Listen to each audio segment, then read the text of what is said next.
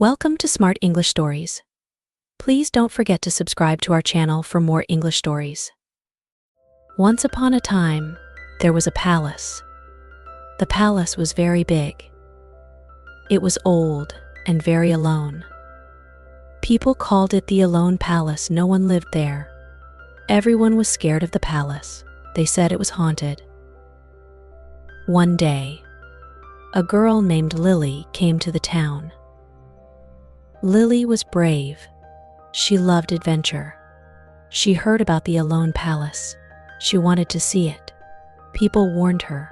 They said, "Do not go there. It is not safe." But Lily did not listen. She was curious. Lily walked to the palace. The sky was dark. The wind was cold. The palace looked sad. The doors were tall and heavy. Lily pushed the door. It creaked open. She stepped inside. The air was musty. It was very quiet.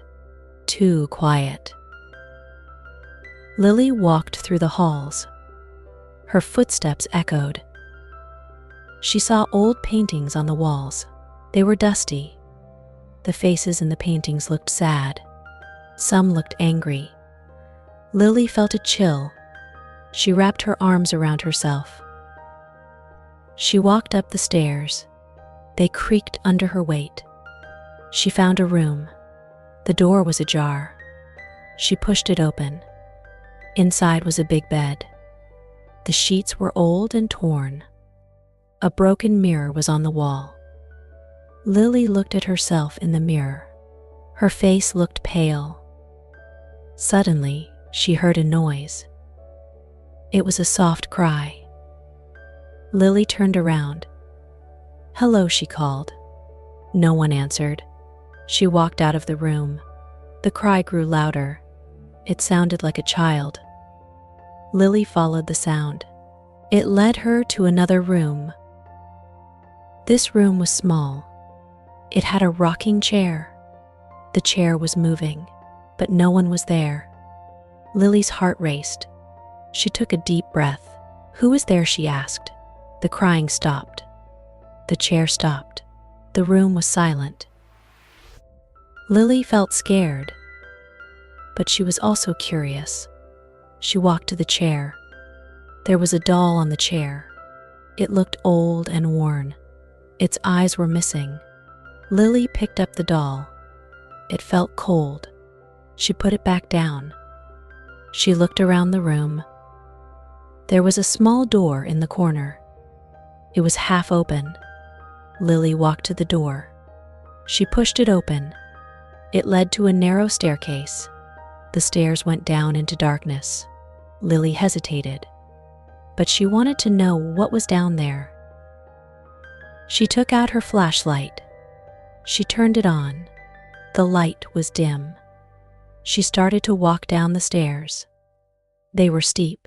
The air grew colder. The smell was damp. Lily's heart beat faster. She reached the bottom. It was a small basement. There were old toys on the floor. A broken bicycle, a teddy bear, and more dolls. They were all dusty. There was a small table. On the table was a book. Lily walked to the table. She picked up the book. The book was old. The cover was torn. She opened it.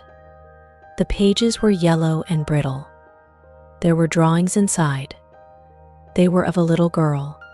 She looked happy, but as Lily turned the pages, the drawings changed. The girl looked sad, then scared. Lily's hands shook. She put the book down. She heard the cry again. It was behind her. She turned around. There was a ghost. It was a little girl. She looked sad. Her eyes were hollow. Lily stepped back. "Who are you?" Lily asked. The ghost did not answer. She pointed to the book. Lily looked at the book. She understood. The girl in the drawings was the ghost. "What happened to you?" Lily asked. The ghost began to cry. She pointed to the stairs. Lily looked at the stairs. She felt a cold hand on her shoulder. It was the ghost. The ghost wanted her to follow. Lily nodded. "I will help you," she said. The ghost led Lily up the stairs. They walked to the big hall. The ghost pointed to a painting. It was of a man. He looked angry. "Is this your father?" Lily asked. The ghost nodded. She pointed to another painting. It was of a woman. She looked sad. "Your mother?" Lily asked. The ghost nodded again. Lily looked at the paintings. She felt sad for the ghost. She wanted to help. "How can I help you?" Lily asked. The ghost pointed to the garden. Lily walked to the garden. The ghost followed. The garden was overgrown. Weeds were everywhere. In the middle of the garden was a small statue. It was of a little girl. The ghost pointed to the statue. Lily walked to it. There was a plaque. It had the ghost's name on it. "Is this your grave?" Lily asked. The ghost nodded. She looked very sad. Lily felt tears in her eyes.